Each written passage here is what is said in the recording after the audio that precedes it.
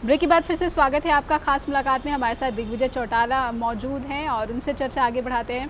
दिग्विजय जी, break पर जाने से पहले आपने जिस जख्म और पीड़ा की बात कही थी, युवाओं का किस तरह का जोश दिख रहा है आपकी पार्टी के प्रति? देखिए, एक ना बड़ी अजीब सी सिचुएशन है। समय बहुत ज़्यादा है, 4 साल बचे हैं और जब भी लोगों के बीच में जाते हैं ना तो बहुत सारे विरोधी एक ही बात करते हैं कि इनका तो हौसला टूट गया, ये तो डिमोरलाइज हो गए। आपको पता है कि 3 तारीख को कोर्ट का फैसला आया और हमारी एसएलपी डिसमिस हो गई, चौटाला साहब और अजय सिंह चौटाला जी, और ये कह दिया गया कि अब कोई रास्ता और नहीं बचता। अखबारों में ही चल गई, बल्कि रास्ते अभी भी बहुत और बाकी हैं। हमने 2 दिन बाद 5 अगस्त को अपना स्थापना दिवस भिवानी में तय कर रखा था। आप आज भी उसकी फुटेज उठा करके देखें, कम से कम 20-30 हज़ार नौजवान हरियाणा का एकत्रित होकर के 5 तारीख को बड़े हौसले में वहां पर मौजूद था।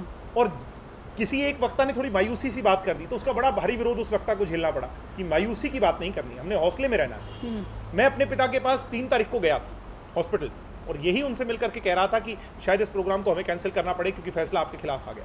तो उन्होंने मुझे बहुत बुरी तरह डांटा था और ये कहा था कि राजनीतिक लड़ाई में हम जेल में, और तुम अगर राजनीतिक लड़ाई बाहर भूल जाओगे तो अपने रास्ते से भटक जाओगे। राजनीतिक लड़ाई लड़ो और राजनीतिक तौर पर अपने विरोधियों को डिफीट करो। तो हमने 5 तारीख को ये दिखा दिया, 3 से 5 में सिर्फ 48 घंटे थे, हमने 48 घंटे में दिखा दिया कि हमारा हौसला पस्त करने वाली ताकत इस देश और दुनिया में है नहीं। और उसका एक कारण है, क्योंकि जो इस पार्टी की नींव चौधरी देवीलाल जी और हमारे लाखों करोड़ों बुजुर्गों ने रखी, वो नींव इतनी मजबूत। घर जब बनता है और नींव मजबूत हो तो फिर भूकंप और छोटी मोटी चीजें उसको हिला नहीं सकती। जी, आप विपक्ष की भूमिका निभा रहे हैं, लेकिन जब से खट्टर सरकार आई थी हरियाणा में, तब से आपको बी पार्टी का, भाजपा की ही बी पार्टी के आरोप लगते रहे हैं। क्या देखिए, बेफजूल में चिल्लाना, इशूलेस बातों पर, बेसलेस बातों पर हाहाकार करना, सड़कों पर जाकर पुतले फूंकना, अगर ये ओपोजिशन का काम है तो फिर शायद ये हमारे से ज़्यादा बेहतर कांग्रेस ने किया। इशू की राजनीति करना, मुद्दे की राजनीति करना और उस पर गंभीर विचार देना, ये इंडियन नेशनल लोकदल ने किया है। सारी बातों की एक बात मैंने आपको कह दी, जिन बातों पर हमें कहना चाहिए था, लड़ना चाहिए था, खड़ा होना चाहिए था, हम हुए हैं। खामखा अगर कुछ कहना और for the sake of it oppose करना है तो फिर इन लोगों ने किया है। खट्टर सरकार एक नाकामयाब सरकार है। 1 साल के बाद उस सारी बात का आंकलन अगर मैं करूं तो आज एडमिनिस्ट्रेटिव ताकतें, या देसी भाषा में कहूं तो एसपी और डीसी की सरकार है। और खट्टर सरकार जो चीफ मिनिस्टर हैं वो अपनी कुर्सी को यूं पकड़े बैठे कि कुर्सी कहीं फिसल ना जाए। कैप्टन अभिमन्यु जैसे लोग, धनखड़ साहब जैसे लोग, रामविलास शर्मा जैसे लोग, वो आज सारे एक एक टांग को खींच रहे हैं। तो ये मुझे नहीं लगता कि ज्यादा दिन तक ये कुर्सी चलने वाली। बंसीलाल जी की सरकार में आपको याद होगा, रामविलास शर्मा जी और राव नरवीर जी 2 ऐसे आदमी थे जो सबसे पहले उन कुर्सियों को तोड़ने वाले लोग।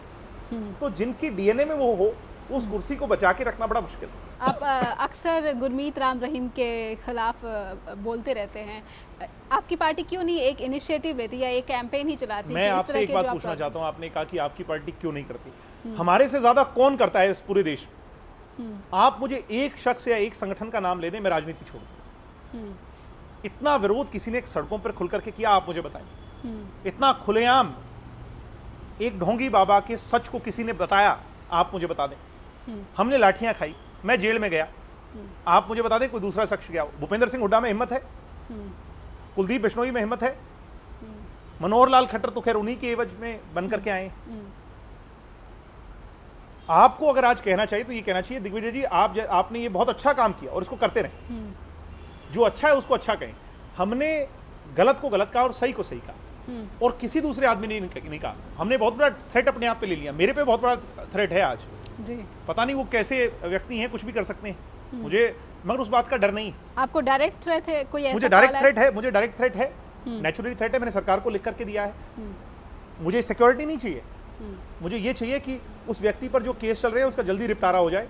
जल्दी जैसे ही निपटारा हो जाएगा तो वो उनके जो जगह है, सही जगह है, वो वहाँ चले जाए। क्योंकि इस तरह से उन पर आरोप लगते रहे कि धमकियां मिलती रही हैं लोगों को। वो बहुत खतरनाक आदमी, बहुत इनॉर्मस क्राइम में लिप्त रहे हैं। लिंग परिवर्तन, किडनैपिंग, मर्डर, इससे ज्यादा क्या? तो ऐसे व्यक्ति के बारे में सारी बातें आज ओपन डोमेन में हैं, कुछ भी छिपा हुआ नहीं। Nothing is behind the shadow, everything is in public domain. क्या है कि 32,306 लोगों के नौकरी देने वाले तो आज 10-10 साल की कैद काट रहे हैं। बलात्कार, रेप, बड़े बड़े क्राइम करने वाले आज बड़े बड़े काफिलों में लेकर घूमते हैं, और सरकार बैठ करके वाहवाही करती है कि जी बाबा ने तो सफाई कर दी। जिस तरह से संत रामपाल का ही किस्सा आया, प्रशासन को, सरकार को हर उस व्यक्ति के खिलाफ हैं जो ढोंग करता है। परमात्मा का रूप इंसान नहीं हो सकता, हर आदमी के अंदर परमात्मा है, मगर उसका रूप एक व्यक्ति परमात्मा बनकर के धरती पर नहीं आ सकता। ये साइंटिफिकली भी प्रूवन है, भावनात्मक तौर पर भी आप और मैं जानते हैं, मगर पता नहीं क्यों जानकर भी उसे अनजाना करके ऐसे ढोंगी लोगों के दरबार पर पिकनिक स्पॉट बना करके वहां पर उनके भजन और कीर्तन सुनने चले जाते हैं। I think for the poorest of the poor that is a recreation point. सिर्फ घूमने फिरने की जगह है, वो फादर जी कोला पी लेंगे, वहां पे बिस्कुट खा लेंगे, और क्या वहां पर क्या है बताएं?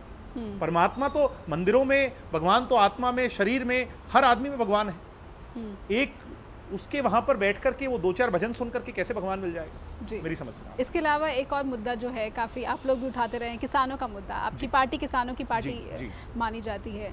इस मुद्दे पर मान करके हैरानी होगी कि इस सरकार को मैं इसलिए भी नाकामयाब बता रहा हूँ, मैं भूल गया बताना कि पहली बार हरियाणा के इतिहास में ऐसा हुआ कि हरियाणा की माताओं बहनों को खाद लेने के लिए लंबी लंबी लाइनों में नीचे धरती पे थानों में बिठा दिया गया। औरतों को थानों के अंदर बैठ करके खाद लेनी पड़ी। वो जब शुरुआत की बात कर रहे हैं, जब सरकार आई थी, जब खाद बांटने का समय आया। खाद अब फसलों के बीच में नहीं बढ़ती, जब आप फसल बोते हैं तब खाद का उपयोग होता है। मगर सरकार को नहीं इन सब चीज़ों की ज्ञान नहीं। हमारे कृषि मंत्री कहते हैं मेरा घुंघरू पहन करके नाचने को जी करता है। मुख्यमंत्री को 2-3 दिन पहले मैंने नाचता देख लिया। तो अच्छी बात है नाचें, मगर घुंघरू पहन करके तब नाचें जब उस लायक आप अपने किसान को बना दें। इसलिए मत नाचें कि उसकी बर्बादी आपके हाथों से लिखी जा रही। आज हरियाणा का किसान बहुत कमजोर है। ये सीएलयू की बात किया करते थे जी। अब कितने सीएलयूज पास कर दिए? क्या यही मुख्यमंत्री भूपेंद्र सिंह हुड्डा की कॉमर्शियल राह पर तो नहीं चल रही है हमारी हरियाणा की सरकार? ये बहुत चिंता का विषय। इसी तरह से जिस तरह से हुड्डा सरकार पर आरोप थे, उसी तरह के नक्शे कदम पर जा रही मेरे पिता और दादा जेल में इसलिए नहीं है कि उन्होंने कोई गलत काम किया। वो जेल में सिर्फ इसलिए हैं क्योंकि रॉबर्ट वढेरा और भूपेंद्र सिंह हुड्डा के स्कैम्स को एक्सपोज करने वाले सिर्फ इस देश में 2 ही शख्सियत हैं। जैसे मैंने कहा कि हम किसी चीज़ से डरने वाले लोग नहीं, हम परमात्मा से डरकर हर चीज़ बोलते हैं, कानून से डरते हैं, मगर हम लोगों से नहीं डरते।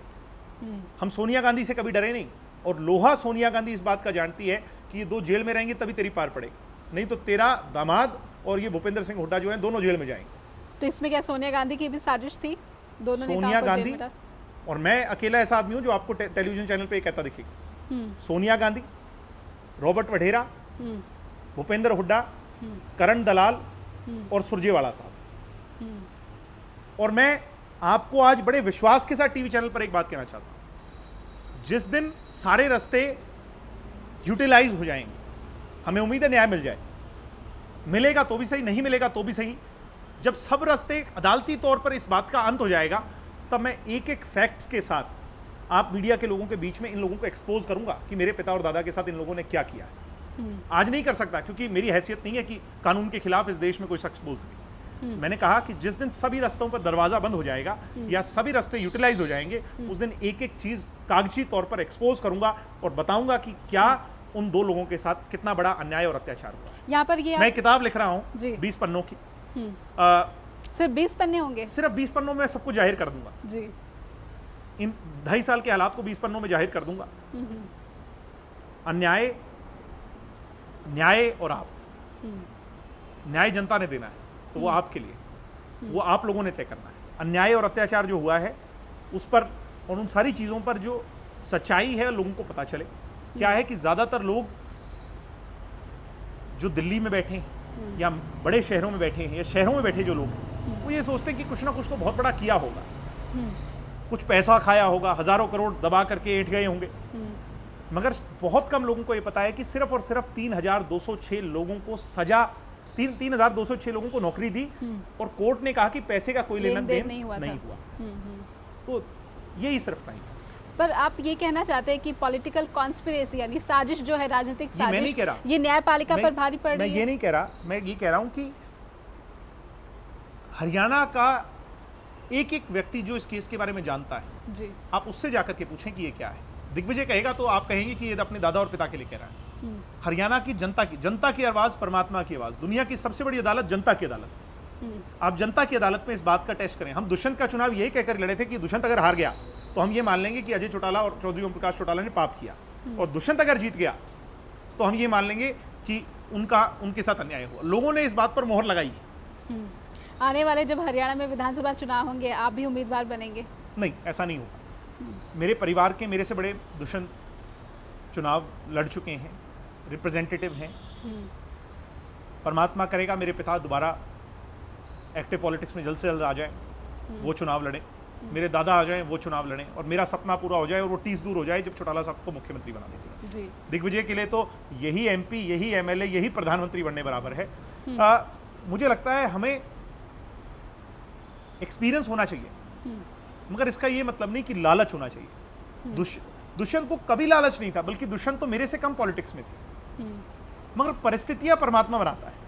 परिस्थितियां ऐसी बना दी कि वो इस देश के सबसे नौजवान सांसद हैं। क्या कभी आपने सोचा था, क्या हरियाणा की जनता ने कभी ये सोचा था कि चौटाला साहब के परिवार में से इस देश का सबसे युवा सांसद निकलेगा? किसी ने नहीं सोचा, पर परिस्थितियां ऐसी बनी। हम अपने काम को अपना भगवान मानते हैं, अपने वर्कर को अपना भगवान मानते हैं, अपने एक एक कार्यकर्ता में अपनी जान मानते हैं, और उसी पर विश्वास करते हैं। बहुत बहुत शुक्रिया दिग्विजय जी लिविंग इंडिया न्यूज़ से बातचीत करने के लिए। तो खास मुलाकात में आज की मुलाकात बस इतनी ही। देश, दुनिया और क्षेत्रीय खबरों के लिए आप देखते रहिए लिविंग इंडिया न्यूज़। नमस्कार।